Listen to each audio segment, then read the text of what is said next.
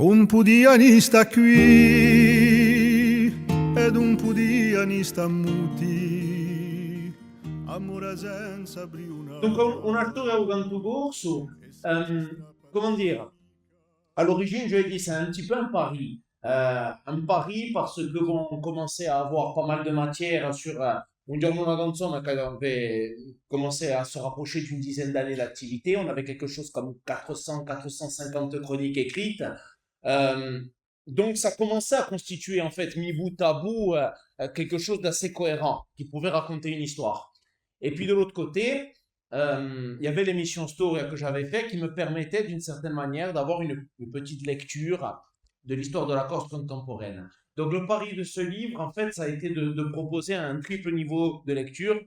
Le premier niveau de lecture, ce serait vraiment ciò che fa Giagarne d'un giorno una canzone, hein, c'est-à-dire l'anecdote des chansons, ce qu'ont pu me raconter, je dirais, les témoins vivants ou encore les recherches que j'ai pu établir dans le domaine du chant. Donc vraiment l'anecdote. Voilà, Agarne di Ubezzo. Ensuite, je pense que ça, c'est un peu la nouveauté, c'est de proposer une histoire du chant corse avec tous ses manques, avec tous ses limites. C'est précisé qu'il y a una storia di Ugantu Corso, potrebbe essere stato a mia storia di Ugantu Corso, ma in tutti i casi è un'opera che propone dall'origine sino ai tempi d'oggi, un libro si pianta 24, 2024, mica 1900. Donc voilà, c'est quelque chose qui propose quand même une traversée assez longue dans l'histoire du chant de Corse, voilà, qui aura ses manquements, ses limites, comme toutes les histoires, mais qui se propose de tenter de le faire. Parce que si tenter qu'on puisse vraiment le faire, étant donné l'aspect profondément lacunaire que peut avoir le chant comme matière, surtout dans toute sa partie qui émane de l'oralité. Et je pense qu'on aura l'occasion d'en reparler.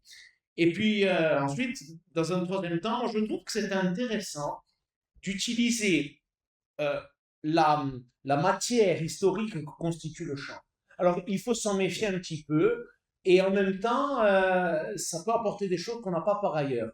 Ça n'est pas le travail rigoureux de l'historien qui passe par le clerc de notaire. Je ne suis pas enfermé dans les caves du Banco San Giorgio à déplier les rouleaux. Je ne sais pas le faire. Voilà. En revanche, je trouve que qu'il y a dans le chant corse un témoignage de la pensée d'un temps au fil des époques et que en soi le chant peut constituer un témoignage, une matière historique. Et c'est un petit peu une très modeste proposition d'une histoire de la Corse un petit peu vue par ce biais-là. Pourquoi je dis que c'est piégeux et à la fois intéressant? C'est piégeux parce que vous n'avez pas justement les grands courants, vous avez l'aspect contestataire souvent qui apparaît à travers le chant. C'est là la qualité, c'est là la limite. Vous avez une histoire contestataire, vous avez une histoire qui se construit souvent en opposition, qui est en réaction à une situation qui est perçue comme subie. Et donc, partant de là, vous allez avoir comme, je dirais, une histoire du frein à main, de la résistance, quoi, qui a pu avoir lieu face aux évolutions de ce pays. Et ça apparaît de manière, on aura peut-être l'occasion d'en reparler, mais de manière spectaculaire, je dirais, dans les années 30, où on a une vaste, même 20, même avant, il y a une vaste déploration des villages qui se vident, de cette tertiarisation de la société corse, du fait que tout le monde s'en va chercher des employeurs, tout le monde au pied di e poi quando voi guardate più dell'enciclopedia di Via Croce o di Cecaldi, guardate ciò che li facevano i tipi, a chi è giudice in Tunisia, à qui est in Cochinchine, à qui est... Voilà, tout le monde déplore le vide et le sous-développement des villages, mais personne n'y vit. Et énormément de ces gens-là sont partis. On voit donc comment cette matière peut constituer d'une certaine manière, en réalité, comme une soupape, voilà, de la société. Mais en tout cas, sur des époques comme les années 70, justement, et puis même plus tard, même dans les années 90 par certains aspects, on peut retrouver en regardant d'une certaine manière, en analysant les textes, à travers le chant, une matière historique qui est vivante, qui est très directe et qui surtout, d'une certaine manière, émane purement d'un intellect corse et corsophone, ce qui est unique. Parce que c'est le seul endroit où vous pouvez trouver vraiment i corsi qui sono sempre in da sua materia culturale prima che a sua lingua e qui s'espriment. Voilà. Donc, ça a été un petit peu les éléments, les trois niveaux de lecture que j'ai voulu placer dans ce livre. Je pense que c'est peut-être opportun, alors, déjà de préciser une chose. Moi, je n'ai jamais prétendu, voilà, parce que c'est Story 97 qui invite, hein, je le précise, je n'ai jamais prétendu, ni de près ni de loin, statut d'historien. Je suis un vulgaire vulgarisateur. L'historien, c'est quelqu'un qui cherche de la matière, qui prend des documents d'époque et qui fait ressortir de façon rigoureuse la réalité d'une époque. Moi, je me situe un petit peu après ça. C'est-à-dire, je prends le travail de l'historien et j'essaye de le redistribuer. De manière générale, ça se fait plutôt à la radio, voilà, de manière la plus ludique et la plus plaisante possible pour répandre d'une certaine manière cette connaissance dans toutes les couches de la société. C'est un petit peu, par exemple, le pari de l'émission Storia. Donc pour moi, ce que je dis là, c'est d'un intérêt relatif. Ce qui m'intéresse surtout, c'est l'échange que nous aurons tout à l'heure. E ciò che mai da porta poi e oltre critiche e oltre domande vostre se ci posso rispondere con modestia. Voilà, ce qui est intéressant, c'est l'échange là-dedans, hein. C'est pas que moi je déblatère que je pérore ici pendant 1 heure et demie. Donc ça, ce point étant éclairci, je pense que c'est oui, utile aussi de dire 2 mots sur le choix de la langue. Moi, je vais être franc, quand j'ai dit, bon, andiamo un libro non temo gonna, che les gens disent, ah oui, c'est une très bonne idée, l'andiamo en course. Et ça jetait des froids, hein. Et bon, heureusement que je ne suis pas passé par un éditeur qui me sbrouillade, parce que je pense que il y avait vraiment un côté très... les gens sont très circonspects. C'est un choix qui s'explique à 3 niveaux. Le premier niveau, pour moi, il est très important, di rende ciò che abbiamo ricevuto, vale a dire un genio di lingua. È il più bello genio di lingua corsa che uso tanto. Et moi, je pense qu'à un moment donné, il y a un principe de loyauté vis-à-vis de ce que l'on reçoit. E l'universo che ho frequentato, quelli che mi hanno portato assai in durante il corso, erano gente che l'hanno fatta in parte per salvare la lingua. E non si salva mica una lingua senza praticare. Si può cercare a fare in tutti i sensi, si può mettere in avanti l'idea di Vicky Boncio, l'anteca tutto il mondo, d'accordo, non si salva mica una lingua solo con la pratica di amica, puisque on la rend inopérante. Donc c'était un peu cette espèce de, je dirais, de loyauté par rapport au combat des générations futures, des générations passées, et peut-être celui des générations futures. Pensavo a chi impiega la lingua dirà essere leale riguardo a sta lascita, che è quella di Ugantu Corso. Ça implique aussi une dimension militante. Et ça, je pense que c'est très important, là aussi, d'avoir de la sincérité et de l'honnêteté intellectuelle. Moi, je ne suis pas quelqu'un qui croit beaucoup à la neutralité. Je crois beaucoup à l'honnêteté intellectuelle. J'ai gravité personnellement dans le milieu médiatique. Moi, j'aimerais bien savoir, c'est un milieu où souvent on revendique la neutralité. Moi, j'aimerais bien savoir qui est neutre, quoi, qui n'a pas son prisme de lecture, qui n'a pas son idéologie. Et c'est une tradition d'ailleurs très française d'avoir une presse d'opinion, pour le coup. La presse d'opinion, qu'est-ce que c'est? C'est être rigoureux sur les éléments qu'on avance, c'est ne pas diffuser de fake news, mais c'est aussi l'honnêteté de préciser d'où l'on tire. Qual est qui scrive? Quand vous écrivez dans Libération, ça n'est pas écrire dans le Figaro, ça n'est pas écrire dans Le Monde. L'organe que vous utilisez est une signature. Et moi, personnellement, je l'ai toujours dit de façon très tranquille, on sommet je suis le fils d'un fondateur de l'ARC. Voilà. Donc, vous savez de quel bord politique, quelque part, l'influence a pu naître avec toute l'honnêteté intellectuelle, toute la rigueur sur le traitement des faits. Il y a une sensibilité là-dedans. Voilà, à Ponteno, je sais de quel côté je suis du pont. Et c'est utile de le préciser. Voilà, j'aurais écrit à l'époque, s'il y avait un article à écrire, je l'aurais écrit dans les ragois, je pense. Peut-être très mal, peut-être avec plein de maladresse, mais en tout cas, j'aurais été de ce bord-là, en tout cas, j'espère. Donc voilà, ça c'est une autre précision, mais je pense que c'est important, quoi, parce que ça relève vraiment de l'honnêteté intellectuelle. Ensuite, pour poursuivre sur le choix de la langue, il y a un deuxième élément qui, à mon avis, est très important, un polemica. Sottoshima, abbondanza di lingua corsa. Perché quando si parla di un canto corso si parla di questo libro assai di società. Quando volete portare una materia critica, quando volete parlare di elite traiante, di tensioni che sono interne alla società, va sicuro che la lingua corsa è più adatta che la lingua francese, perché è di una lingua che è stata quella di un popolo che ha avuto a gestire queste contraddizioni, questi contrasti, e dunque impiegare il corso dirà di avere una grande libertà di scrittura e una grande libertà di espressione e una materia letteraria adatta a parlare di contrasti sociali. Dunque, a questo livello qui, io arrivo, dirà assai di più utile, adatto di fare una lingua corsa che di fare una lingua francese, da me in tutti i casi non c'è un soggetto preciso. Avrei fatto un libro non c'è storia, ciò mica l'intenzione di fa perché per me appartiene al dominio di studianti.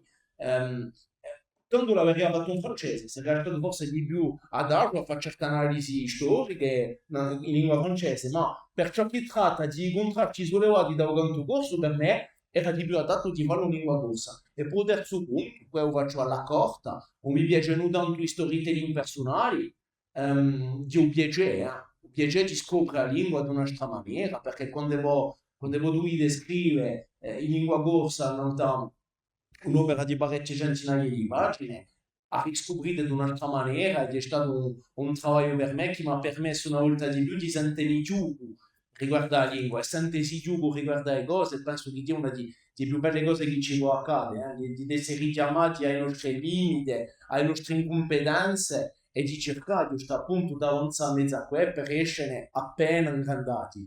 E quello è un cammino di umiltà che io trovo interessante a tutti.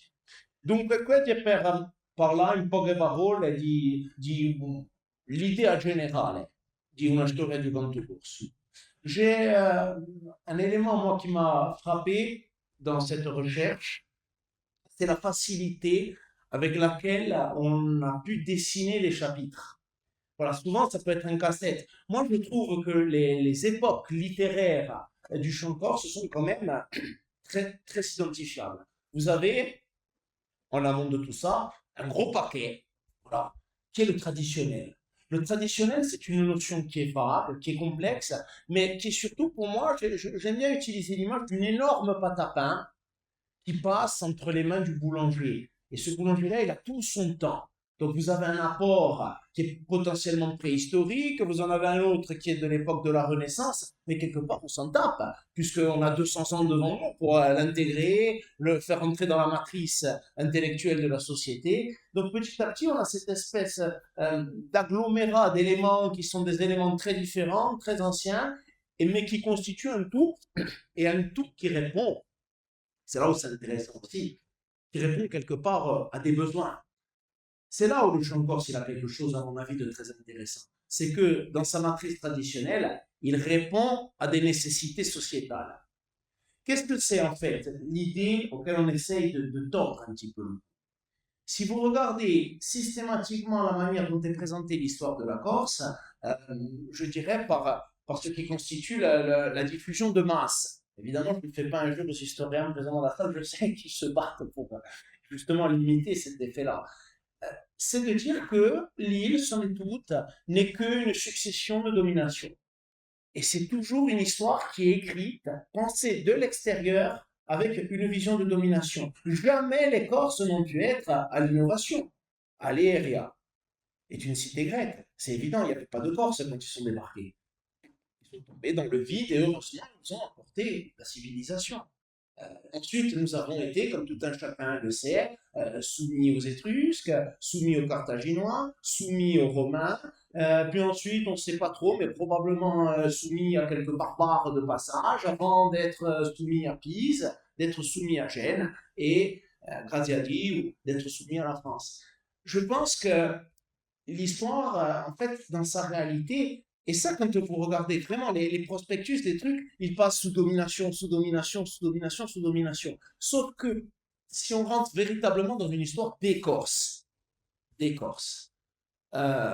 je discutais l'autre jour, j'ai eu le plaisir à la radio de recevoir, c'est un exemple que je trouve criant, donc je pense que ça vaut le coup de le poser.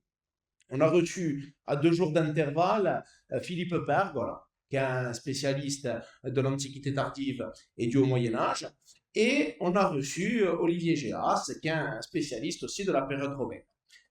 On a posé aux deux la question, la chute de l'Empire romain, est-ce que c'est un événement violent et traumatisant pour la Corse? C'est vrai, la chute de Rome, voilà, le dernier empereur qui se déculotte devant Odoacre, qui a un casque à pointe, voilà, c'est vachement peur, quoi. Est-ce que les deux ont eu la même réponse, on dit, je suis pas sûr que les gens s'en soient rendus compte.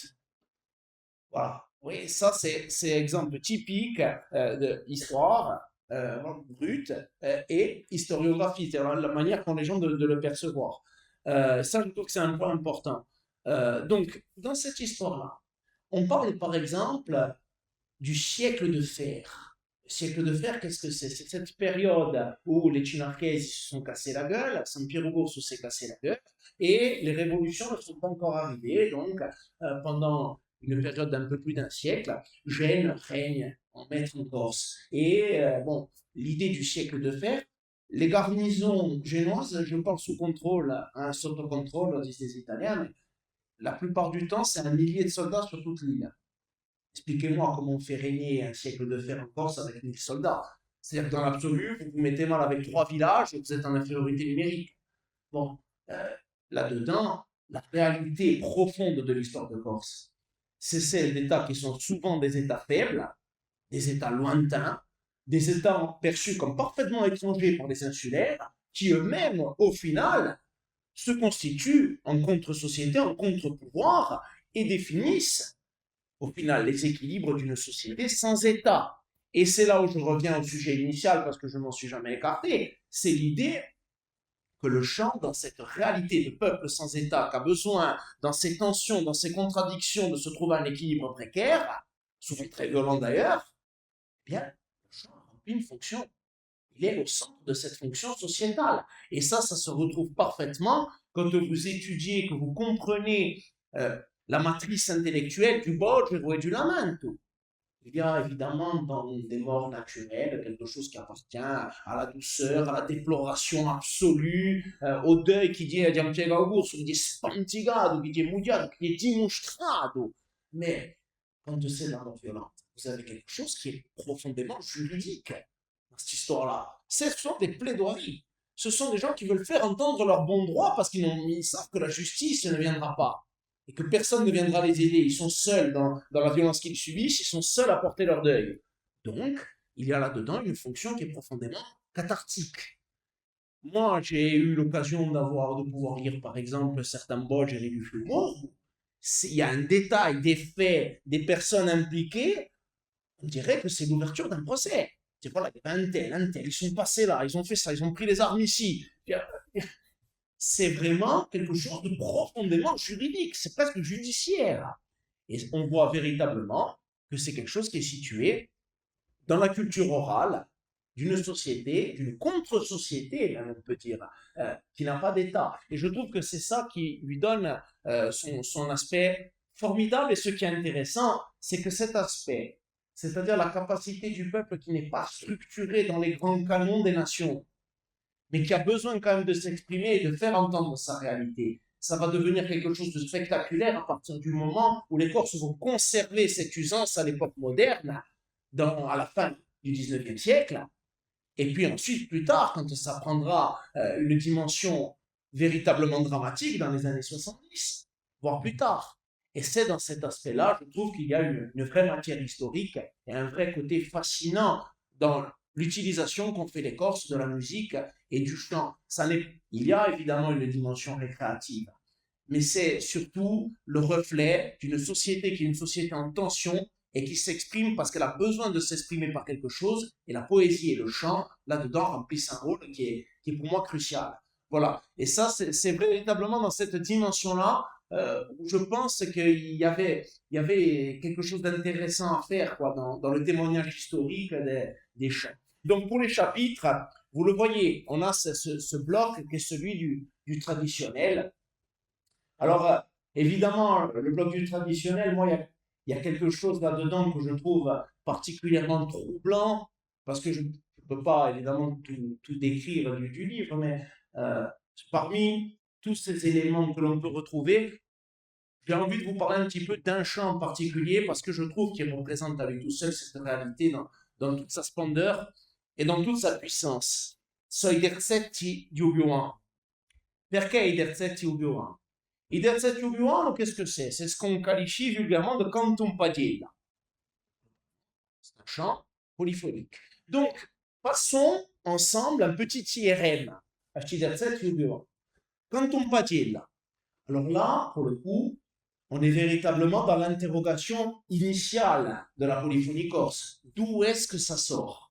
Et moi, ce que je trouve fascinant, ça n'est pas l'affirmation qu'on peut en faire, parce que c'est de la culture orale, il n'y a pas d'instrument, il n'y a pas de document derrière, il n'y a rien, on ne pourra jamais rien démontrer. En revanche, ce qu'on peut regarder, c'est les sociétés qui ont conservé l'usance de la polyphonie populaire. C'est-à-dire une polyphonie qui ne vient pas du missel romain, et une polyphonie qui ne vient pas des conservatoires classiques. C'est une polyphonie qui est transmise de génération en génération par le peuple. Ça se retrouve autour de nous dans les sociétés pastorales et ça se retrouve parfois au fin fond de l'Afrique, en Papouasie, c'est-à-dire dans les sociétés qui, d'une certaine manière, ont conservé certaines usances qui sont celles des chasseurs-cueilleurs. Je n'affirmerai jamais rien dans ce domaine, parce que ce serait tendre le flanc à des crochets dévastateurs dans le foie et dans les côtes. Mais, dans l'absolu, l'artiste, lui, l'observateur, il peut se permettre de s'interroger, de se dire, et si, quelque part, ce n'était pas les premiers Corses, d'une certaine manière, qui ont débarqué et qui nous permettent de nous interroger sur les origines même de la musique. Qu'est-ce que c'est que la musique? C'est les sociétés humaines. Un humain, vous le mettez dans la nature, il n'a aucune chance contre un sanglier s'il est tout seul. Il n'a pas de crocs, il n'a pas de griffes. Donc, il a un besoin structurel de l'espèce de trouver une coordination. Quand on commence à taper un rythme en commun, quand on commence à enchevêtrer les voix en commun, c'est un peu la même chose. C'est ce qui vous permet, vous, alors que vous n'avez pas naturellement de puissance, de pouvoir faire tomber un sanglier, un rhinocéros, un lion. Il n'y a pas la moindre chance sans cette capacité de coordination qui est celle de l'espèce humaine. Et la musique, là-dedans, en particulier le chant, il représente un petit peu cette nécessité de l'espèce humaine de se trouver une cohérence. Et la polyphonie, la manière d'enchevêtrer les voix, pour moi, est une manière qui nous permet, une fois de plus, sans rien affirmer, de nous interroger sur les origines lointaines des Corses, peut-être même en remontant jusqu'au Mésolithique, qui sait. Bon, je pense que je tire très longue ligne en l'air, mais en tout cas, je trouve que le point d'interrogation est fascinant. Donc, Iderset Ijugo, a dans sa matrice polyphonique quelque chose qui nous renvoie bien à des interrogations très lointaines. On reste sur le point d'interrogation. Intéressant de se pencher une seconde, évidemment, sur la structure poétique. Bon, le terzetto, non voglio mica imparare a messa i bredi, ci ne saranno parecchi qui che avranno qualche ricerca in altro progetto, ma dico, carissimo cugino, fiolo amato, questo piccolo voglio le dirai e sentirai un mio miserio scrado. Maintenant, je vous dis, nel mezzo del cammin di nostra vita mi ritrovai in una selva oscura che era diritta via, era svanita. Bon, la Divina Commedia, vous avez exactement le calque, c'est le principe du terzetto, vous avez le calque poétique de la terza rima de Dante Alighieri. Apparaît quoi? Une société corse qui d'un côté a été capable de conserver ses éléments culturels, musicaux les plus anciens, mais qui est quand même en connexion directe avec cette Toscane. La Toscane médiévale, c'est une des zones les plus brillantes d'un point de vue intellectuel. Et ça nous renvoie, ces Corses qui en réalité, nous on a cette image, je pense que c'est une image, on est un peu esclave des mémoires de nos grands-pères et de cette mémoire d'une Corse du 19e qui est une Corse ratatinée sur elle-même, en perte de vitesse économique. On a la mémoire de la défaite et de l'effondrement. On n'a pas la mémoire d'une société stable qui fonctionne en rebond entre l'intérieur qui sert de base solide, mais des Corses qui sont des grands voyageurs, qui passent leur temps à partir à droite et à gauche, et qui notamment sont très nombreux à étudier. l'érudition relative des Corses, c'est quelque chose qui nous paraît aujourd'hui très lointain, mais c'est là aussi où le chant peut nous renseigner. On se rend compte que dans les couches de la société qui sont, eh bien, parfois les plus archaïques, les plus reculées, les plus pastorales, on retrouve là-dedans des éléments culturels qui sont des éléments de la Renaissance et du Moyen-Âge italien, du Moyen-Âge toscan. C'est-à-dire ce sont des gens qui avaient, d'une certaine manière, une certaine culture littéraire. Ça, je trouve que ça pose un autre jalon de réflexion sur la société qui est intéressant. Ça nous renvoie à une image de la Corse qui n'est pas recluse sur elle-même et misérable, mais qui est plutôt une terre qui est ouverte et qui a des connexions étroites. Et ça nous interroge également sur la nature même de la langue corse, qu'on nous a présentée comme une sous-langue pendant des siècles, alors que, en réalité, c'est la seule prunelle d'une des langues littéraires reconnues comme les plus brillantes de l'histoire de l'humanité. Tout est une question de point de vue et de perspective. Donc, deuxième point, cet aspect-là. Troisième point qu'on peut regarder à l'IRM d'Iderzetti ou Buon, c'est le récit de ces paolistes, de ce Piuan, de ce Marco Giovanni Durchini. En fait, on est aux alentours de l'année 1774, ce qu'on appelle l'anno di disgrazia, puisque c'est un moment où après Ponteno, où les paolistes vont tenter de provoquer un soulèvement général en profitant de l'état misérable dans lequel est l'île et du mécontentement des populations, un soulèvement qui va être rapidement éventé et qui va donner lieu à une répression épouvantable, et notamment à des centaines et des centaines de déportations au bagne de Toulon. Le bagne de Toulon, et c'est là où Johan est très puissant, c'est qu'il nous le fait apparaître dans toute son horreur. C'est un camp de la mort. Cet homme d'église est dans un camp de la mort et il le dit, il dépeint les conditions de détention en disant dans i murai hanno sotto una piscina e ogni parte produce un largo fiume per un modo dormento e a mio maggior ruina. C'est-à-dire qu'ils étaient placés dans les cellules en dessous du niveau de la mer, l'eau de mer s'engouffre, ils sont rongés vivants et ils meurent par dizaines. Et c'est quelque chose comme, j'avance des chiffres de Jean-Pierre Paul, c'est environ 500 Corses, quoi. C'est pas rien hein, pour une petite île comme la nôtre, qui vont mourir en déportation à Toulon. Donc on a ce témoignage, et ce témoignage, je trouve qu'il y a quelque chose de, si c'est un homme, justement, dans ce vers, qui pour moi est particulièrement puissant d'un point de vue moral, que dit Obi-Wan. Il dit, sono stato ridotto in così bassa stima, che mi vergogno dai miei propri pagni, come quell'animale chiamato scimmia. C'est-à-dire, j'ai été tellement réduit dans mon humanité que j'ai honte de mes habits, de mes vêtements, comme cet animal qu'on appelle le singe. C'est-à-dire que cet homme-là a été placé dans de telles conditions qu'il interroge son humanité. C'est la même interrogation que Primo Levi, quand il dit c'est quoi ce mot? Et je trouve que Obi-Wan, dans cette dimension-là, nous pose cette espèce de lourde question, qui est celle de meditate, che questo è stato. Voilà, il y a véritablement un témoignage historique qui est glaçant d'un pays qui s'est élevé en nation au XVIIIe siècle, qui a été vaincu, qui a résisté comme il a pu et qui a été exposé à des événements d'une violence qu'on ne soupçonne plus aujourd'hui. Et le dernier élément dans cette IRM d'Iderzetti Obi-Wan, qui est probablement pour moi le plus important, hein, c'est qu'on le connaît. Alors que c'était une histoire orale, morcelée, qui avait tout pour disparaître complètement des écrans. On le connaît pourquoi? Parce que dans les années 70, vous avez des gens qui se sont levés, qui se sont dit on ne peut pas laisser disparaître ce patrimoine. Il faut qu'il ait un après, il faut qu'il continue, il faut qu'il nous aide à regarder vers l'avenir. Et vous avez, dans le village de Sermande, Pedro Guelfucci et Georges de Zapp et Giovanni, qui sont passés d'une maison à une autre, qui ont pris un couplet de là, un couplet ici, un couplet par-ci par-là, in de tutti vecchi ubaese, et qui ont reconstitué comme genre dans Jurassic Park, quand ils prennent le fragment d'ADN qui manque. Ils ont reconstitué, Iderzetti Obi-Wan l'ont enregistré sur un disque qui a été vendu à plusieurs milliers d'exemplaires, qui est A Strada di Labane de Cantubo Burgos. Donc, vous avez ce témoignage d'une histoire de la Corse qui est profondément enracinée à travers un seul chant sur toutes ces époques, et qui nous a été transmis parce que cette histoire, au moment où elle a été placée dans un état médical critique, a refusé de mourir. C'est donc un témoignage historique global et très puissant. Alors, évidemment, là, je parle d'un chapitre qui est celui du traditionnel. Et pour moi, il y a un autre champ là-dedans qui est remarquable, puisque d'une certaine manière, il tend la main directement à une autre époque. C'est Paoli di Daio, o lamento di Gastagno.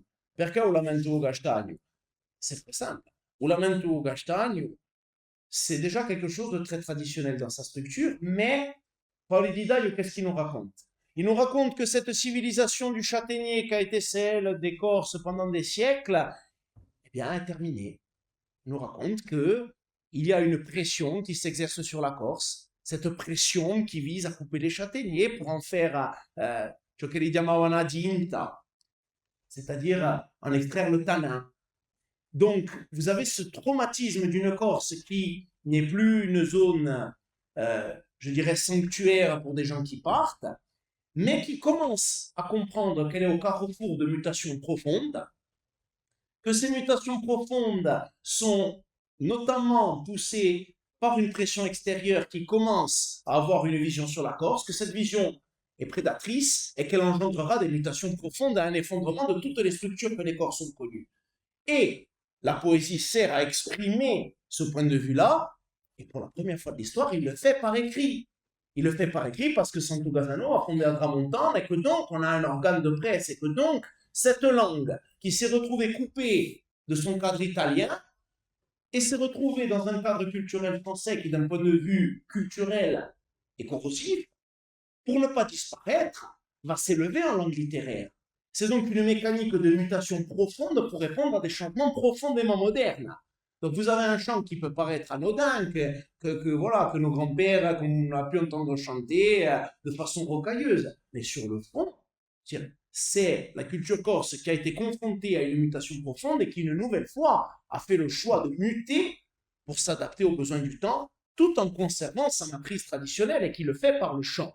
Et là, on rentre dans un chapitre qui est pour moi fascinant, qui est peut-être un des plus intéressants, un des plus sous-estimés de l'histoire, c'est cet épisode de l'entre-deux-guerres. C'est cet épisode, oui, de la fin du 19e et puis surtout de l'entre-deux-guerres. Donc vous avez cette Corse qui émerge, vous avez Adramontana qui arrive, vous avez Agispra qui pose une base intellectuelle qui est forte, qui correspond à un contre-pouvoir, et vous avez là une matrice intellectuelle nouvelle qui se met en place. Cette matrice intellectuelle, globalement, elle va exploser dans l'après-guerre de 14 autour d'un concept simple. On s'est battu, on a donné des milliers de morts, et tout ce qu'on nous donne, c'est des postes de fonctionnaires de l'autre côté du monde. On doit partir, les villages meurent, la langue meurt. Et la langue est étroitement connectée dans cette dimension-là à, je dirais, une critique qui est avant tout une critique économique. Donc, une critique qui porte sur la notion d'intérêt commun. Donc, sur une dimension qui est profondément politique. C'est là où, quelque part, on peut s'interroger aussi, puisqu'on est à la racine du problème, de dire est-ce qu'on a trop politisé la langue corse? Est-ce que le nationalisme corse a trop mis un point politique lourd? Moi, je pense que ça aurait été difficile de faire autrement, dans la mesure où la mise sous éteignoir de la culture corse était une décision profondément politique. Donc, la résistance de cette langue et son émergence dans un argumentaire critique quant au traitement fait à Lille ne pouvait être qu'une réponse politique par un contre-appareil. Ça aurait été très difficile, dans la mesure où, en plus de ça, et c'est l'autre dimension très puissante de cette période dans l'affirmation linguistique, il y a une critique profonde de la politique des Corses. Il y a un terme qui a disparu des écrans, c'est uitolu. Uitolu qui c'était, c'est dommage d'ailleurs, parce que le terme mériterait une étude linguistique un peu plus approfondie. Uitolu, c'est le lieutenant félon de San Piero Borso qui a permis son exécution, enfin, qui tombe dans une embuscade. Bitolu, c'est un sens très précis. C'est le traître, mais le traître à la Corse, le traître à la patrie, le traître au sens politique du terme. Et ce terme-là est vraiment suremployé, a disparu des écrans, alors qu'il définissait quelque chose, au final, qui appartenait véritablement à l'histoire politique corse. Et donc, je trêve de l'aparté, je trouve que dans cette époque-là, au final, on a un appareil littéraire qui se met en place et qui va servir de codification à tout ce qui va suivre. Et notamment, un grand nombre de chansons qui vont naître à cette époque-là et qui, d'une certaine manière, eh bien, vont continuer à être chantés jusqu'à nos jours. Parce que justement, c'est là le moment de l'appui. Et je trouve que c'est vraiment un moment de l'histoire qui a été un peu trop vite jeté aux oubliettes et puis souvent traité dans une situation d'hystérie politique quant aux dérives qu'a pu connaître à Mouvres à la fin des années 30. Et là, alors vous savez, on est toujours esclave de ces dernières lectures. Et il se trouve qu'en ce moment, je suis en train d'étudier un personnage, bon, pour mon plaisir, peut-être pour un petit story, on verra, qui est Paul Orson. Paul Orson, c'est un mouvriste. C'est un personnage dont on sait très peu de choses, à tel point qu'on est même sur un point d'interrogation sur est-ce qu'il a existé ou est-ce qu'il n'a pas existé. Ce Paul Orson, je vous la fais courte, d'après ce qui est écrit dans le livre, c'est quelqu'un qui aurait été blessé 5 fois, qui aurait été cité 5 fois en 14, blessé 3 fois, qui après en 19 aurait refusé de rentrer en Corse et se serait engagé directement au premier temps de la guerre d'indépendance irlandaise dans l'Irish Republican Army aux côtés de Michael Collins, d'Aemon, de Valera et de Cathal Brugha. D'ailleurs, c'est amusant parce que si vous allez sur Wikipédia, bon, Wikipédia ça vaut ce que ça vaut, mais c'est marrant parce que vous tapez dans l'article français de l'Irish Republican Army, vous avez 4 fondateurs. Michael Collins, Cathal Brugha, de Valera et Paul Orson. Je pense que c'est un peu surestimer son rôle, hein, mais c'est la magie de Wikipédia aussi. Donc, et ce bonhomme-là adhère à Amour, et là, effectivement, pendant 2 ans, vous avez 19 articles de Paul Orson qui paraissent, et puis ensuite, il tombe en désaccord avec les frères Roque, parce que lui, il est pour mettre en place une lutte armée et un véritable, comme il a connu en Irlande, hein, une véritable section indépendantiste dure, ce qui n'est pas du tout les intentions des leaders, donc il les considère comme trop modérés. Il part se battre contre l'impérialisme français dans les montagnes du Rif et il meurt aux côtés d'Abdelkrim au combat là-bas en 25. Voilà, on a un personnage qui est véritablement pétri de culture politique et qui est l'anti-impérialiste par excellence. Pourquoi je vous parle de Paul Orson? Je tombe sur un article l'autre jour. Il y a beaucoup de débats en ce moment où on dit, voilà, bon, est-ce que Jul nous dégrade culturellement? Est-ce que Aya Nakamura nous dégrade? Est-ce que Uero Gorsu peut écouter ce genre de musique? Et ça m'a fait rire parce que dans un article de Paul Orson, son postulat d'article, c'est de dire, voilà 2 siècles que nous sommes français, et globalement, nous sommes nivelés par le bas, on s'acculture par le bas. Il n'y a qu'à voir les galonnés in Pinsugiti qui chantent la vipère des trottoirs en voulant tuer la padienne, je cite, hein, et d'un autre côté, la voyocratie ajaxienne qui sifflote mon homme, bon, qui a un air de mistinguette. Donc, on retrouve déjà à cette époque-là ce côté très conservateur et cette espèce d'inquiétude d'une dégradation culturelle. Donc, vous voyez qu'il y a des bases qui sont posées déjà à cette époque-là. Je ne vais pas vous faire tout le livre parce que là, je suis en train de dégrainer, de m'allonger un peu trop. Tout ça était pour dire que Amour va s'effondre. On bascule sur l'époque des cabarets. Logiquement, cette époque des cabarets, on pourrait en parler là aussi pendant des heures, parce que c'est une époque de transition où on retrouve à la fois des tics qui sont des tics profondément folkloriques et aliénés, tout en conservant eh bien, petit à petit un cheminement au final idéologique très profond. Ce que je trouve intéressant à dire sur cette époque des cabarets, c'est de constater qu'en réalité, vous avez 2 réalités. C'est la production qui est importante à cette époque-là, mais la production folklorique, elle émane de la Corse. Elle émane beaucoup des cabarets corses. La vraie matrice du riaquiste, c'est-à-dire les chants critiques qui vont commencer à poser des bases de nostalgie, ils vont s'imposer sur le continent. C'est plutôt dans les cabarets parisiens que vont sévir. C'est là où on va retrouver choses, les frères Vincenzi, surtout eux, je pense. Pourquoi? Parce que vous avez un peuple qui se balade dans la nature. Parce que vous avez quelque chose comme 150 000 Corses qui sont partis en quelques années, ou 100 000, et qui se promènent, et qui, d'une certaine manière, ont envie qu'on leur parle de leur pays. Et c'est ce besoin d'entendre parler de la Corse qui va, d'une certaine manière, armer le bras du riaquiste et imposer la création d'un nouveau répertoire. C'est-à-dire que vous allez avoir un nouveau livre qui va se transformer en Paese Espanto, qui va se transformer en Kifa Kichisibofa. et qui fa qui ci si può fare, c'est le basculement de cette époque des cabarets en une époque qui va être profondément révolutionnée par Cantu Bobo Gorsu et par l'évolution politique. Au centre de cette évolution politique, qu'est-ce que c'est l'élément central? C'est le Campacui. Le premier élément du Riacuisme, c'est de dire on arrête de partir, on va faire notre vie ici. Et comme on doit faire notre vie ici, on découvre d'une certaine manière tous les déséquilibres, on découvre qu'il y a une perte de terre, situation qui provoque toujours des conflits en Corse et partout dans le monde. On a d'une certaine manière une jeunesse qui s'essaie à la paysannerie et qui se rend compte que les terres sont bouchées.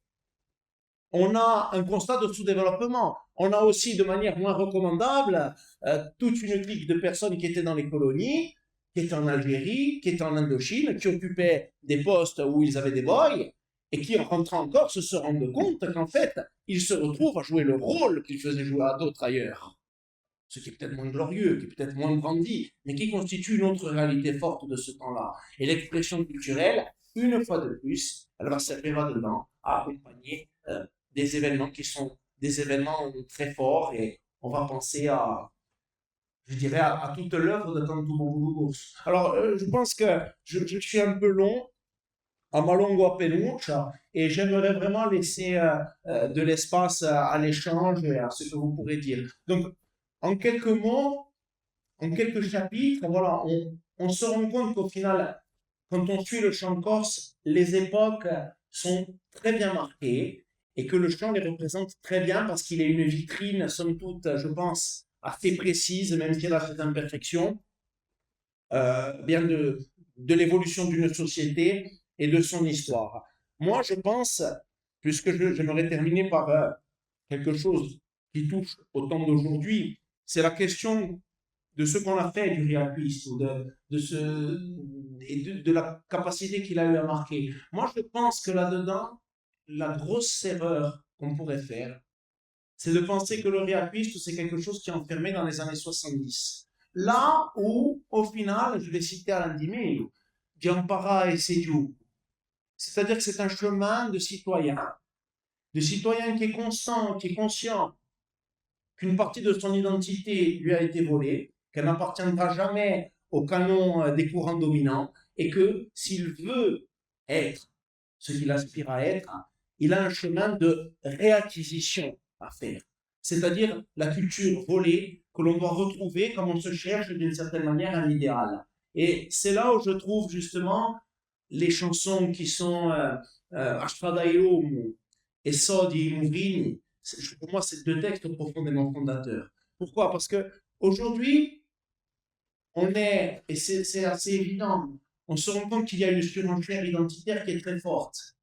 Cette surenchère identitaire, on peut la comprendre, puisqu'elle se base sur des identités qui ont été laminées et sur des générations qui se retrouvent dépositaires théoriques d'identités survalorisées sans en avoir la véritable connaissance. Et il y a là-dedans, évidemment, une surenchère de symbolisme, de drapeaux, alors que le postulat du Riacuisme, c'est de dire oui, si un popolo basso sbriciolato nella storia, fugge per l'universo stampata a memoria, ma si non sveglio secco, il y a un éveil, il y a quelque chose qui nous pousse. A strada di longo, tu chi cerchi a stella d'un popolo spadarso.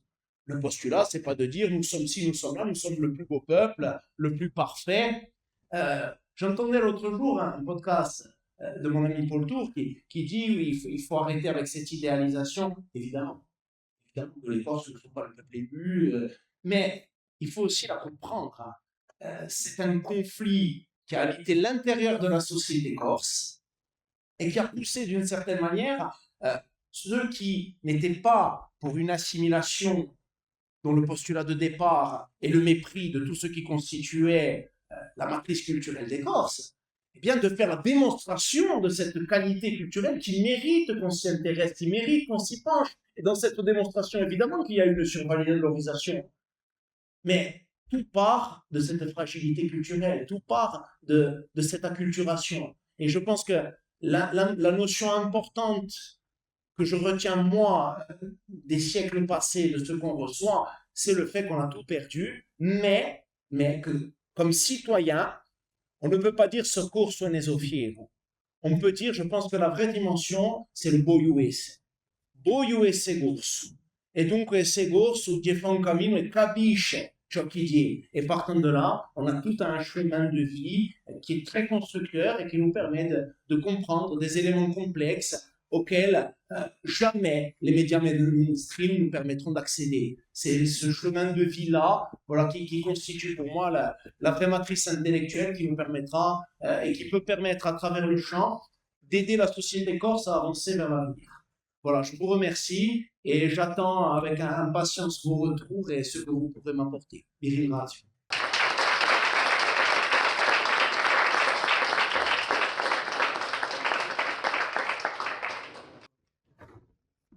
Alors, normalement, on a un micro.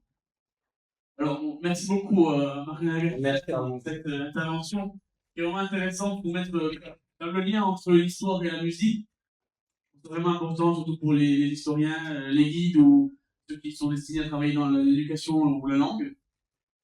Maintenant, c'est le moment des questions. Souvent, la première question est la plus difficile. Ou des réactions, hein, parce que moi, les questions, tu la peux répondre et uno le dai più, un prendendo l'una. Alors, oui, j'ai dit la première question la plus dure à poser, par mon nom, pas pour doubler.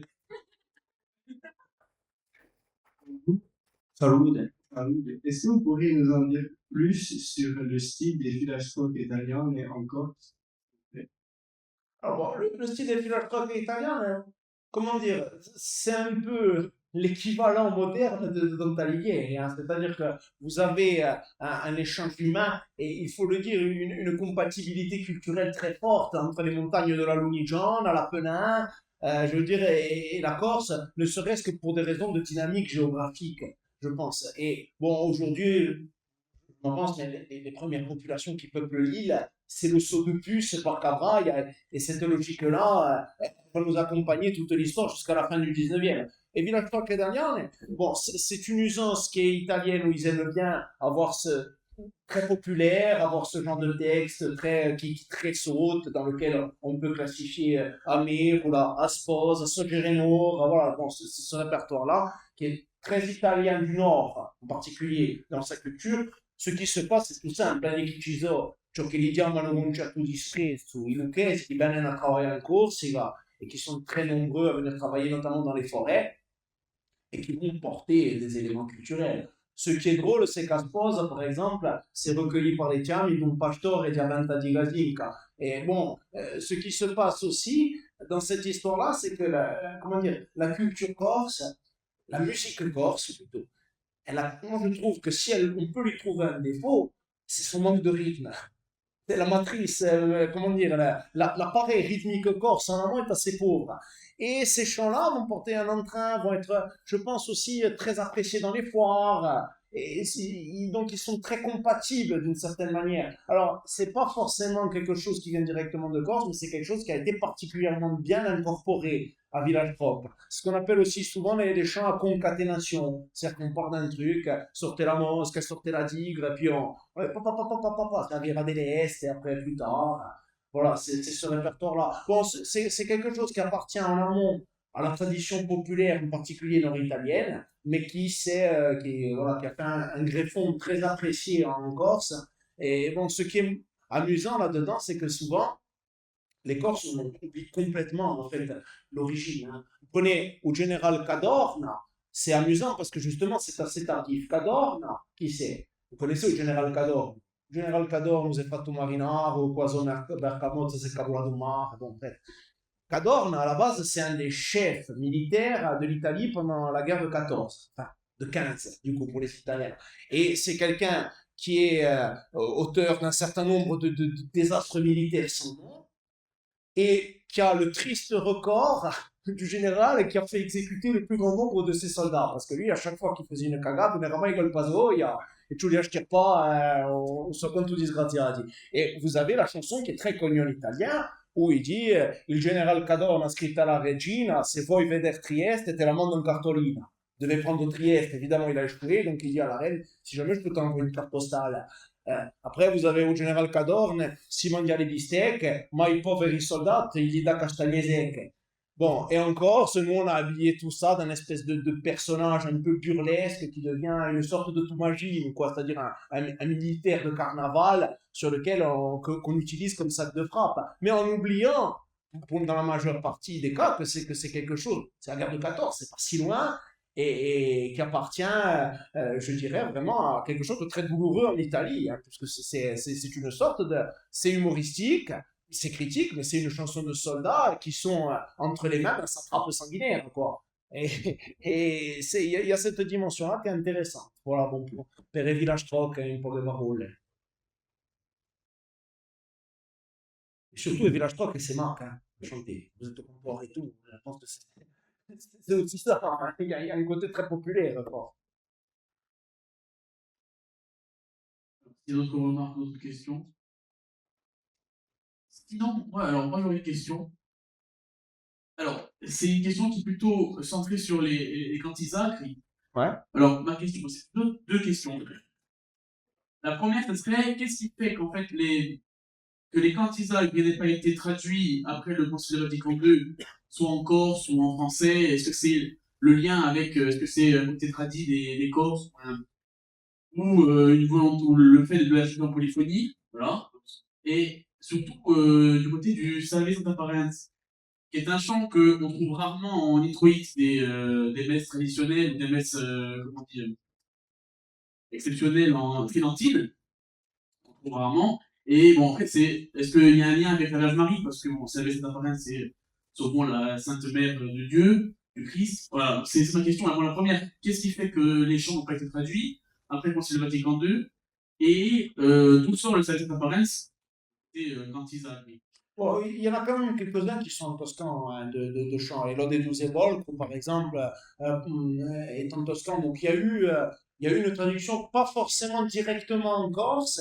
Le Dionysa de Regina, le latin, hein. Voilà, je pense que là-dedans, il y a eu une pratique du chant qui était bon, assez conservatrice et qui restait sur le latin, qui a eu quand même pas mal d'enclaves toscanes, hein. Mais je pense que ça se situe à une époque qui est antérieure avec l'affirmation linguistique strictement corse, qui arrive plutôt vers la fin du 19e. Donc, on va d'une certaine manière le faire en toscan parce que naturellement, l'alta lingua se fait en toscan. Je situerai quand même certains chants qui sont assez troublants et qui sont en langue corse. Notamment deux chants de Noël. Le premier que je vais citer est Annana di Bambino di Monsignore Diavoada, qui est un des premiers textes écrits en corse, manuscrits, hein, je pense, je ne veux pas dire de bêtises, au début, où on a un glissement progressif de la figure de l'enfant, qui au début est juste un enfant, et qui petit à petit se transforme en Dieu, qui concrétise des commandes celetara. Donc, on a quelque chose qui remonte à la fin du 19e, qui est en langue corse, qui chante, et qui est chanté, qui est repris immédiatement le soir de Noël dans un certain nombre de villages, pour saluer la naissance de l'enfant. On a parlé d'Ielo de Giusebol, qui, même d'un point de vue musical, est très troublant, parce qu'il est assez marquant, il est assez original. Et ensuite, on a parlé du Dionysa di Regina, il y a un autre chant dont on a parlé, ah oui, Ninina o Divina Mori, Allo Yeusumere. Ça, moi, je ne suis pas capable, peut-être que quelqu'un peut le dire, mais je ne suis pas capable de vous dire d'où ça sort. Et vous retrouvez cette idée très traditionnelle, en fait, de l'enfant Jésus, qui est pris par les gens. C'est très fort ce qu'ils disent. Ils disent « Culeremo Gesù sui monti di Guscione, come noi parlerà corso, tesseremo zobinon, bierà la te di Gabra, mangerà bruce fiadone. » C'est-à-dire que Jésus est né, mais on ne va pas le laisser dans de mauvaises mains au Julien Mounoy. Hein. C'est très bien, on va bien l'éduquer. C'est très bien, c'est un monsieur très bien. Ouais, il y a cette espèce d'appropriation de la figure christique, et là, pour le coup, qui se fait en langue corse. Donc, voilà, non, je pense que bon, il y a une base qui est assez conservatrice, qui conserve volontiers le latin. Je pense qu'il y a ensuite légèrement une arrivée du toscan bon, suite à ce concile. Et puis, assez tôt, au final, hein, on retrouve de la langue corse qui passe. C'est surtout autour de Noël. Voilà. Ça, c'est le premier point. Mais je précise que je suis loin d'être un spécialiste de Cantusa. Donc, bon, moi, je n'ai pas peur de dire quand je ne sais pas trop. Et je pense qu'il y a des gens qui sont beaucoup plus calés que moi. Notamment, Lisandro de Zarbi, parce que c'est comme ça que je vais répondre à la deuxième question. Je pense que le Salve Santa Parens en Corse, il a été beaucoup chanté parce que le Salve Santa Parens de Rousse est une merveille. Ça tient à la qualité, je pense, de l'œuvre musicale. C'est un des plus beaux mondes hein, pour moi. Il est superbe. C'est pour ça que les Tchami l'ont chanté, c'est pour ça que les Mouvrini l'ont chanté, et que bon, après, vous entendez les principaux groupes qui le chantent, vous l'appropriez. Voilà, il y a un phénomène d'appropriation qui se fait sur un chant en particulier qui peut prendre du coup une importance en Corse qui n'a pas ailleurs dans la liturgie chrétienne. Je pense que c'est la qualité. Alors, c'est marrant parce que Alex, j'en parlais avec lui une fois, et il me disait que, bon, que globalement, la messe de serment, c'est le missel romain avec une teinte de padier. Et en revanche, il dit, il y a beaucoup plus d'originalité dans celui de Rouge, notamment où il y a ce fameux Salve Santa Parens. Celui-là, il dit, moi, à mon avis, c'est Alex, hein, bon, il dit, à mon avis, il y a un génie originel. C'est-à-dire, il y a un type dans le village qui devait être un type particulièrement doué pour la musique, et qui leur a fait un espèce qui a tenté la messe vraiment de grandes originalités musicales. Et c'est vrai qu'il y a des envolées dans ce chant, là, un moment où les voix rentrent de façon très naturelle. Moi, j'ai le sentiment de quelqu'un qui savait composer particulièrement bien. Voilà, qu'il a fait. Donc, pour le Salve Santa Parens, à mon avis, ça tient à la qualité de l'intro et du Diamant, ça dit oui, oui, dit rouge. Voilà, qui est superbe, et que donc les gens chantent volontiers parce que c'est beau. Simplement. Merci.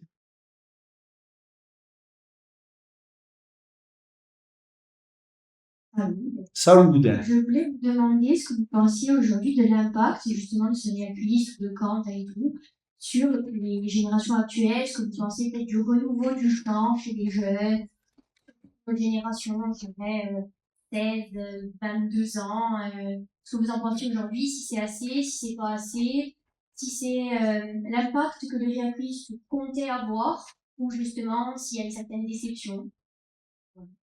De façon générale, non, déception. De façon générale, quand on milite, quand on déclare une guerre, on part toujours d'un point A à destination d'un point B et on atterrit toujours sur un point C. Alors ça, c'est une règle absolue. Donc nous sommes sur le point C du réacquiste. Ce que je pense, c'est que il y a deux éléments là-dedans qui sont deux courants très forts. Il y a un courant fort qui est celui d'un succès international.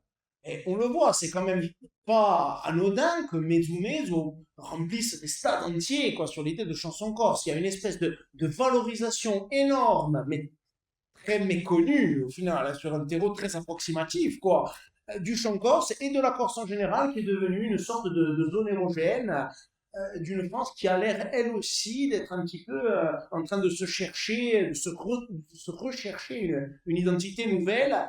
Et nous, là-dedans, une fois de plus, sur quelque chose qui s'apparente beaucoup à ce qui s'est passé dans les années 60, on apparaît à travers une somme de poncifs qui ne mangent pas de pain, qui ne cassent pas trois pattes à un canard, voilà, qui consiste à dire que voilà, on a fait muter le personnage du berger et du fonctionnaire paresseux en celui du rebelle qui ne s'est pas laissé faire. Voilà. Moi, quand je vois l'état de certaines régions en Corse en matière de spéculation immobilière, je n'ai pas le sentiment qu'on soit le parangon de la résistance. Mais je suppose que c'est un autre débat. Et comme justement, ils peuvent quand même venir boire des mojitos tout l'été entre people ici, ça ne mange pas de pain de pouvoir chanter une espèce de chant résistant, engagé, qui fait rêver les gens, dans la mesure où il est dépouillé complètement de son contenu. Voilà, c'est-à-dire l'armada di Roma avec les touristes. Pas de crainte, on n'a plus ce côté caustique. Moi, j'ai connu une époque, on s'entendouait, tu vois, et on s'entend tout. J'ai connu une époque quand j'étais jeune, qu'on débutait, qu'on observait les plus grands chanter, l'armada et l'autre, c'était quelque chose de. Voilà, parce que vous aviez encore le fond. Donc, quelque part, vous validiez une pratique violente. Vous la souteniez, vous validiez quelque chose qui engendrait des années de prison, voilà, qui était réprimé. Donc vous aviez ce côté qui était vraiment, comment dire, c'était un acte militant fort. Petit à petit, on se rend compte que ce champ engagé-là, il s'est folklorisé. Donc vous avez un succès international qui est un élément très positif, mais qui a transformé le chant corse, d'une certaine manière, en pôle économique. C'est un pôle économique qui génère pas mal de thunes. D'un côté. Et d'un autre côté, vous avez une société qui, elle, n'a pas arrêté de s'acculturer entre-temps. vous avez les structures qui sont censées être exprimées dans le chant corse, elles n'ont pas arrêté de s'affaisser. Donc, vous vous retrouvez avec des générations qui sont les dépositaires théoriques d'une culture qui est survalorisée, mais qu'elles connaissent très mal.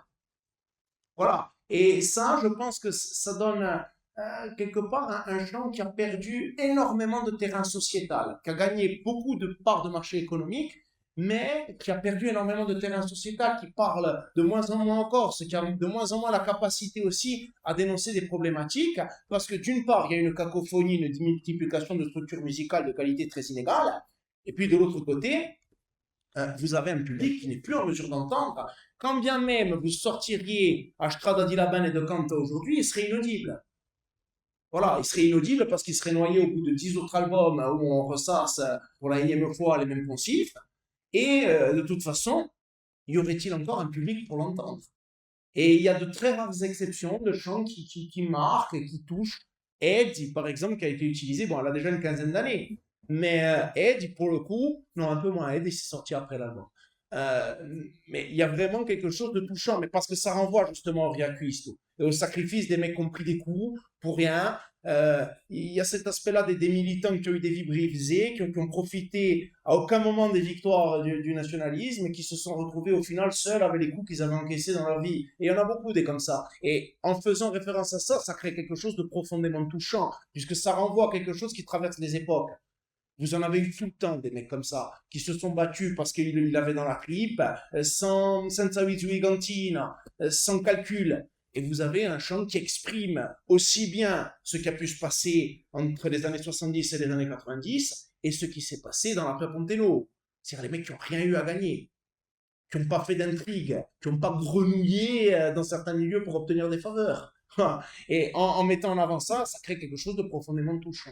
Donc, pour répondre de façon générale, moi je pense que se non facciamo canto corso oggi per parecchi giorni non c'è più nulla. Dunque, anche assai che oggi, allora, ce l'esse onesti intellettualmente, o canto un po' mica costituisce in sé un bagno culturale. Di meglio che nulla, ma on constituisce mica in sé un bagno culturale. D'où la notion que je défends beaucoup dans ce livre, c'est l'idée du riacquisto. Ça vous plaît, il y a cette fierté, il y a ces questions que soulève la Corse. Mais ça, c'est un chemin de citoyen qui ne peut se faire que sur le temps long. Et notre époque adore l'instantanéité. C'est là où il y a quelque chose justement qui bloque, à mon avis. Et l'autre élément qui bloque, c'est, toujours d'après moi, il émane du chant corse le reflet d'une société qui est une société profondément collectiviste. C'est la comunità qui s'exprime. Et je pense qu'ils sont repris aujourd'hui par des générations qui ont grandi dans un individualisme forcené qui constitue la norme. Donc, il faut être en capacité justement de faire la critique du modèle. Et ça, c'est un chemin très très long, mais moi, j'ai aucun doute sur le fait, par contre, que là-dedans, il y a toutes les questions de contexte. Si demain la Corse a encore besoin de solidarité, de faire bloc et de se défendre contre quelque chose, elle réinventera ces vieux équilibres. Et le chant sera là, on dira, chanter ça à cette époque-là. On aura une perpétuelle redécouverte de ce qui est fort, et ce qui avait vraiment un sens et une sincérité apparaîtra au tamis, tout comme dans les années 60, on se rappelle des chants de qualité, on a complètement oublié tutte Bocchelli e Galano Gacciato per far piacere ai turisti. Voilà, c'est relayé aux oubliettes de l'histoire. Et ça, moi, je pense que le temps fera son travail.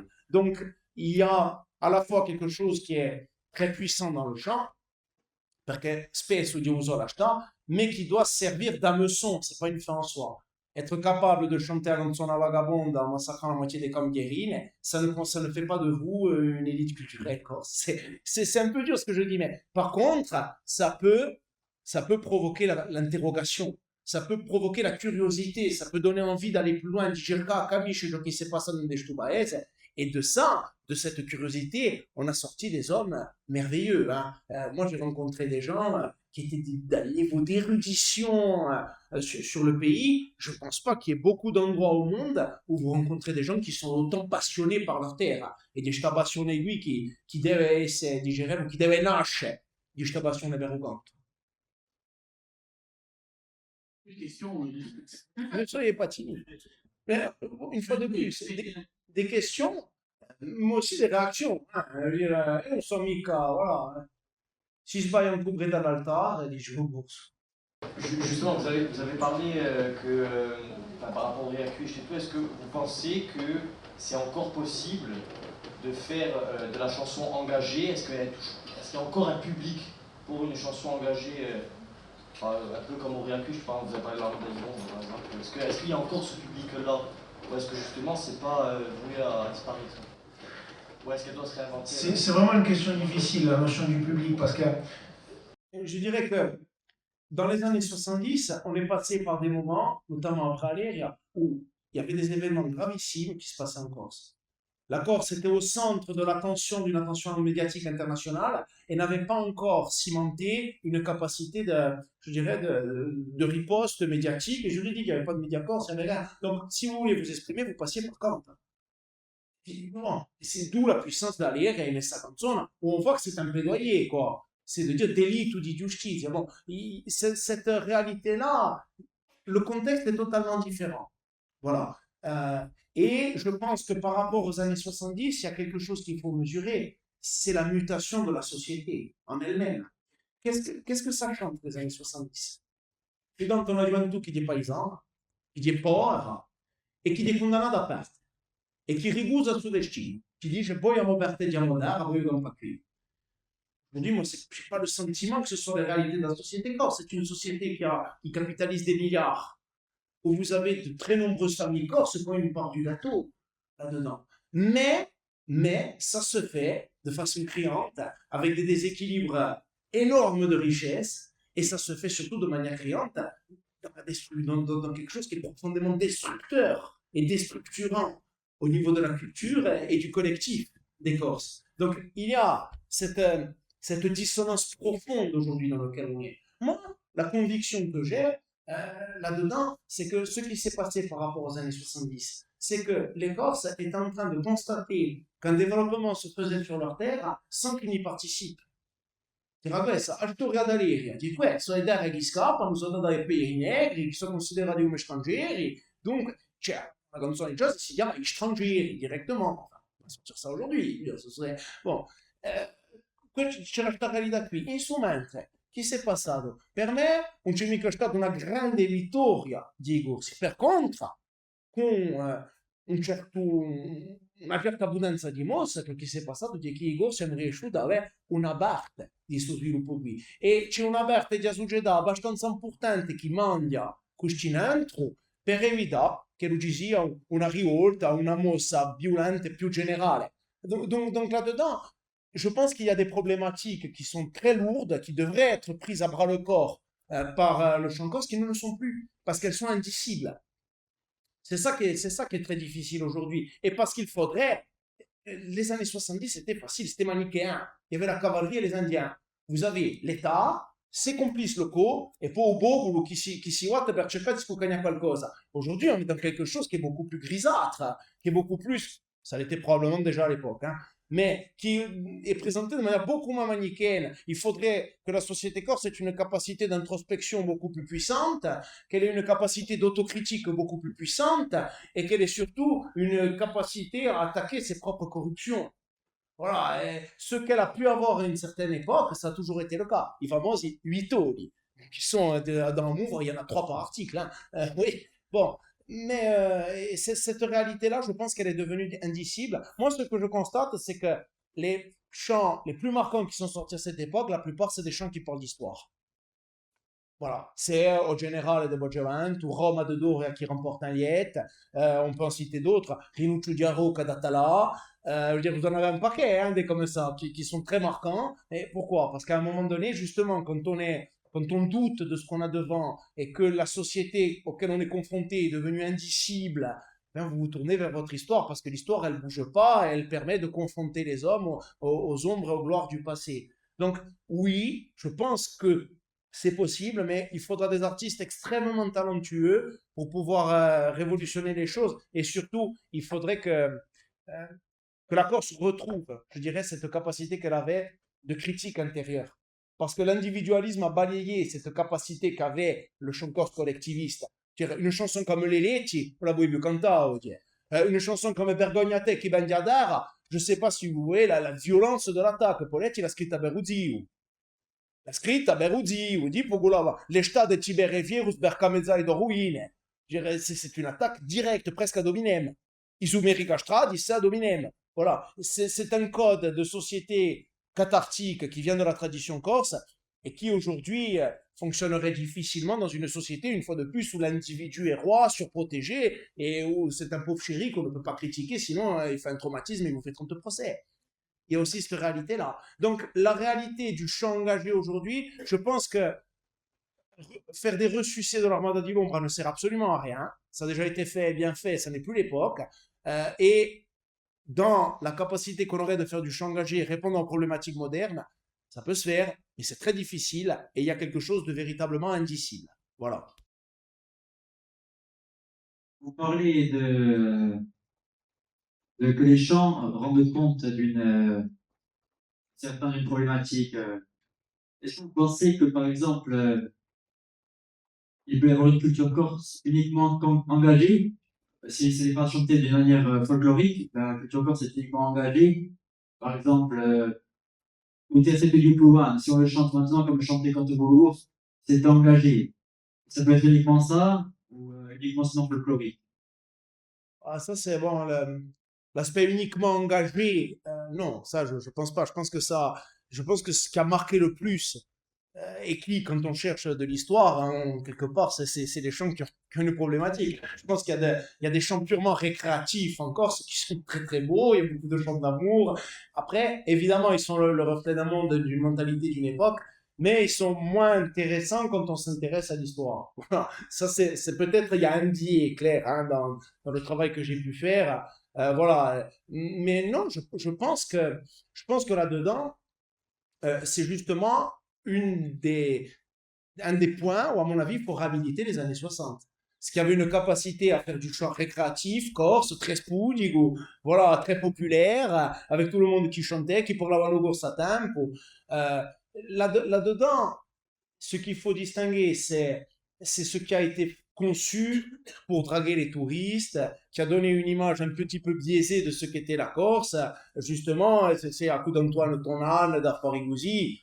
Bon, on ne visait clairement pas un public local, mais comme le public local est en perte de vitesse culturelle, il finissait et il finit toujours par s'identifier à des éléments culturels qui au final ne le représentent pas et à chercher à correspondre à la vision du puissant et du dominateur. C'est là où en fait il y a quelque chose qui nous enferme un petit peu. C'est le phénomène voilà, de cultures qui sont asymétriques.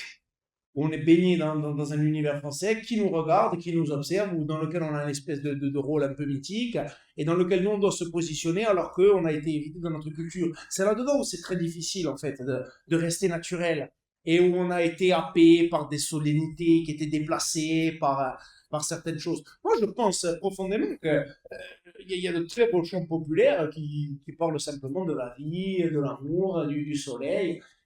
Mais la réalité même de chanter en Corse, qui n'est pas un fait anodin, d'une certaine manière, pousse à la réflexion sociétale et on est les héritiers d'un chant, une fois de plus, qui est un chant sociétal.